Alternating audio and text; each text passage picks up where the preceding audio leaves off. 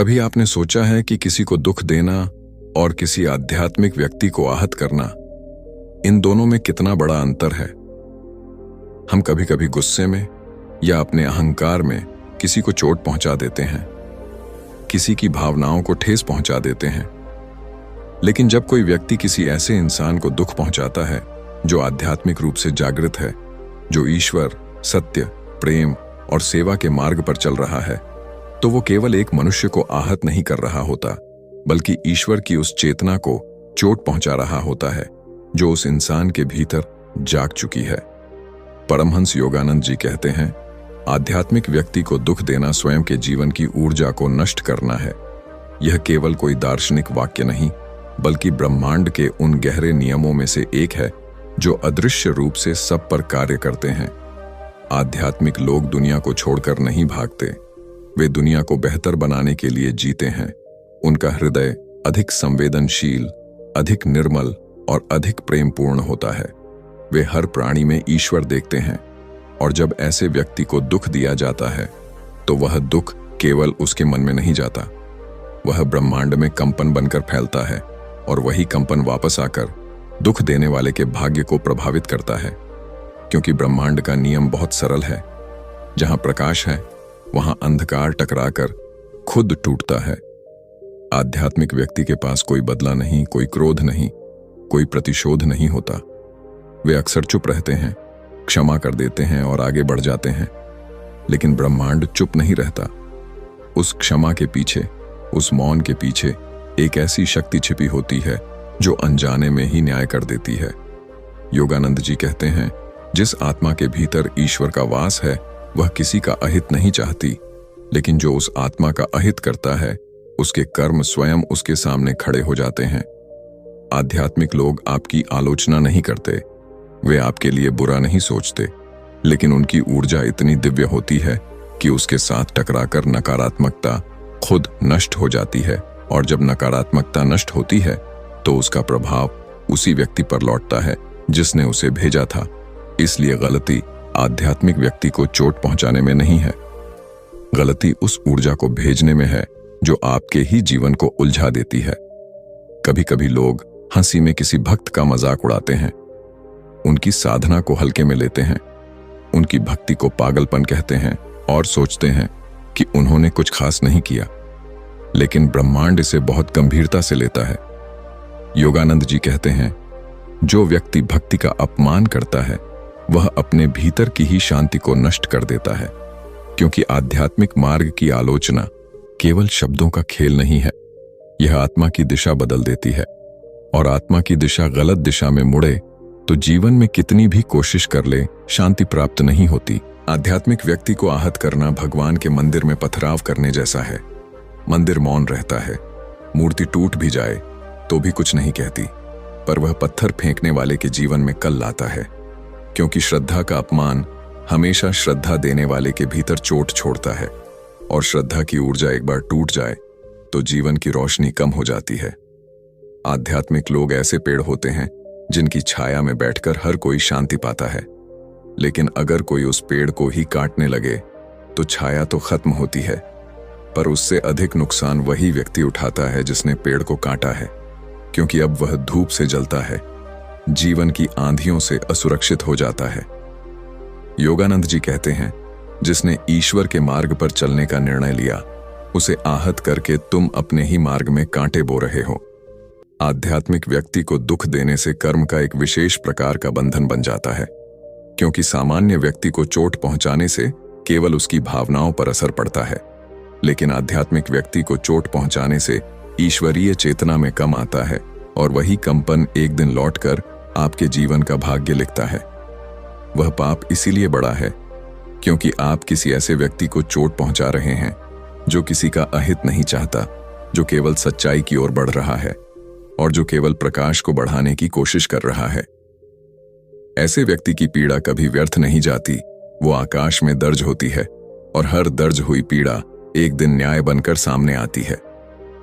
इसलिए योगानंद जी चेतावनी देते हैं, अगर तुम किसी साधक को दुख दो तो उसे कहने की जरूरत नहीं पड़ेगी कि तुम गलत हो।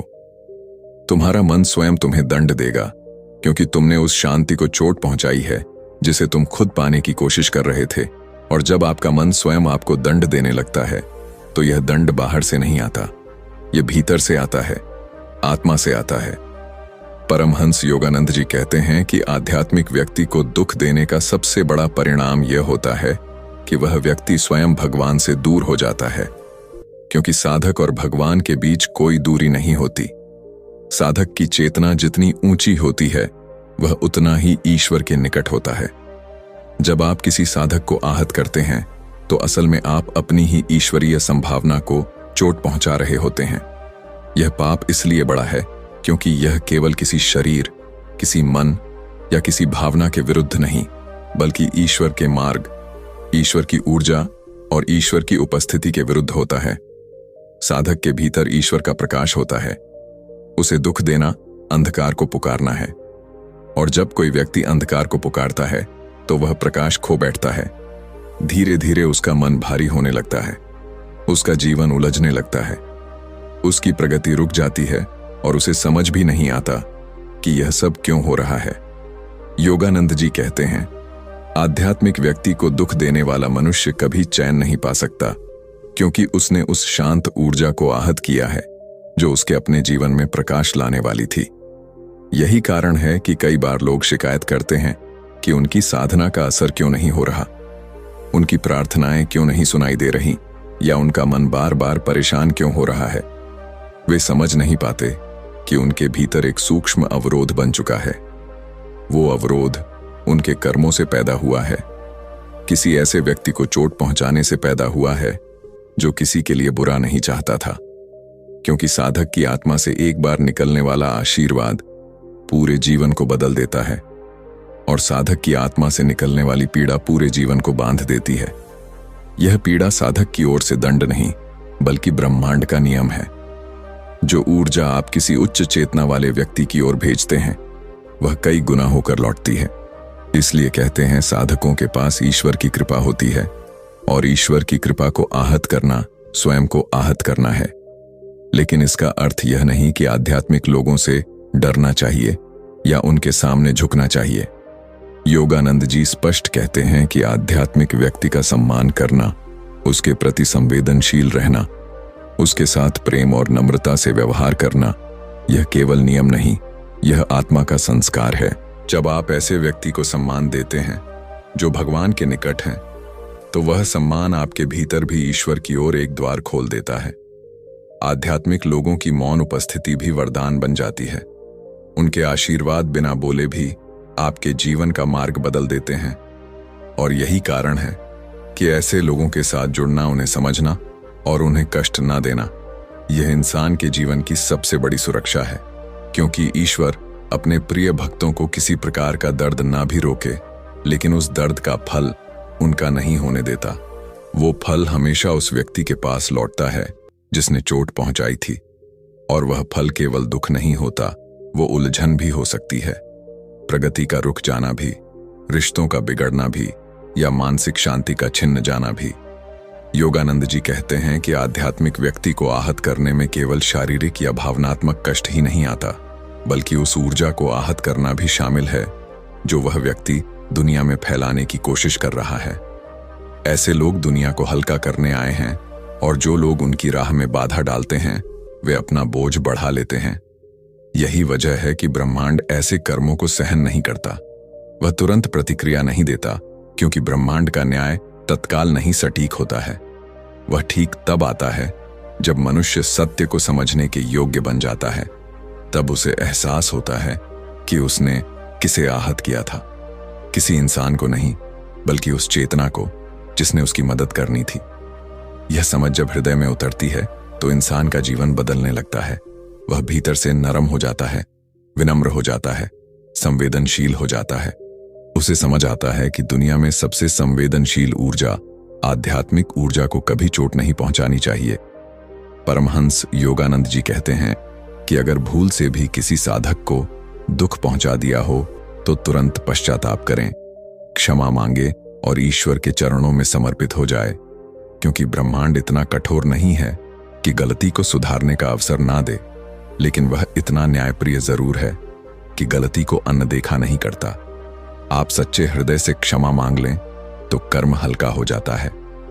साधक को दुख देने का सबसे बड़ा समाधान यह है कि साधक के प्रति प्रेम और सम्मान का भाव उत्पन्न करें और उस ईश्वर के प्रति भी जो उसके भीतर प्रकाश की तरह प्रकट है।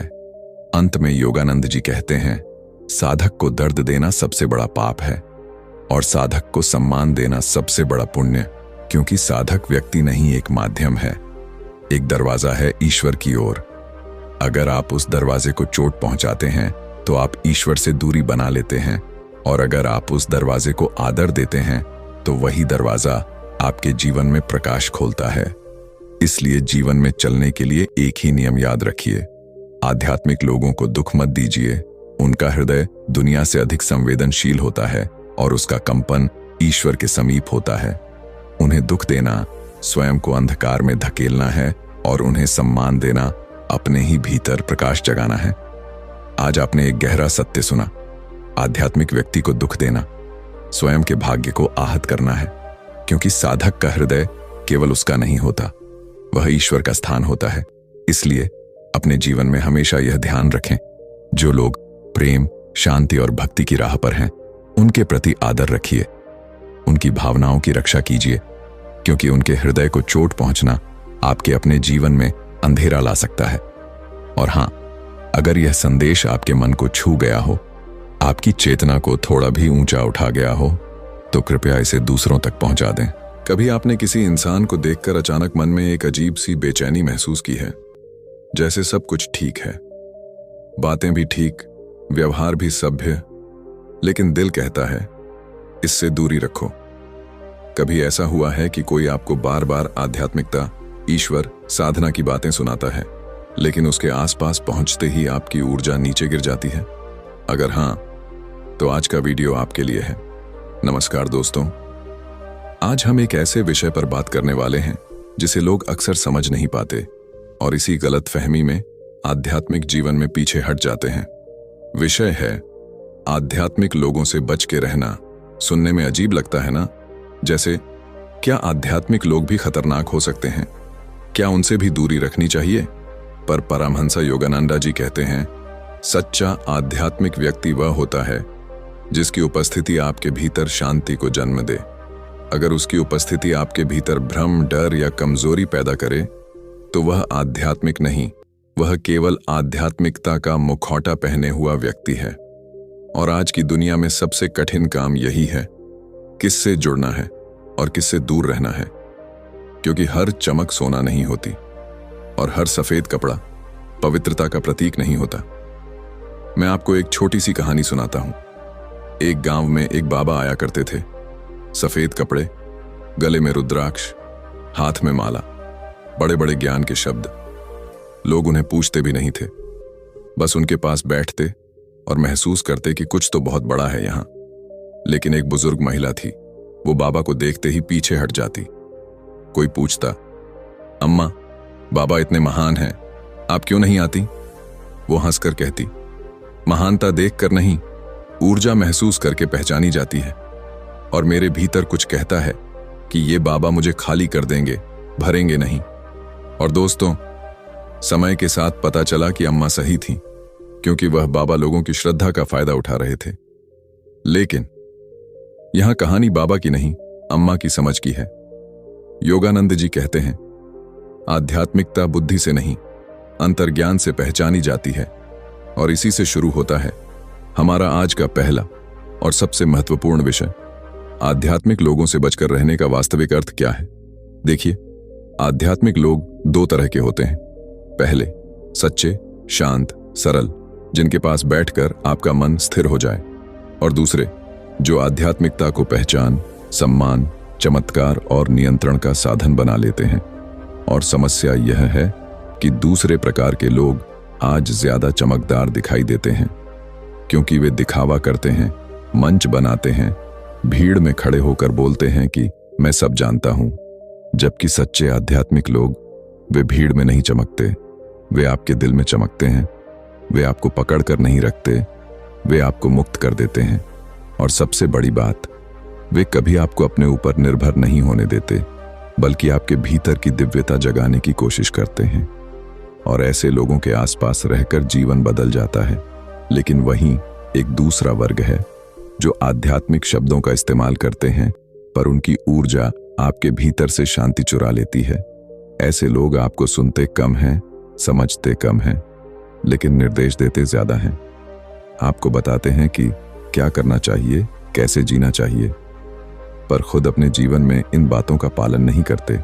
उनके पास बैठकर आप शांति नहीं, बल्कि एक अजीब सी थकान, एक दबाव, एक कमजोरी महसूस करते हैं। क्यों? क्योंकि उनकी ऊर्जा वास्तविक नहीं, उधार की होती है। वो ज्ञान बोलते हैं, पर उनके भीतर अनुभव नहीं होता। वो आध्यात्मिकता सिखाते हैं, पर उनके भीतर अहंकार उफनता है। वो कहते हैं, मैं तुम्हें रास्ता दिखाऊंगा, लेकिन वह रास्ता आपको आपकी आत्मा से दूर ले जाता है।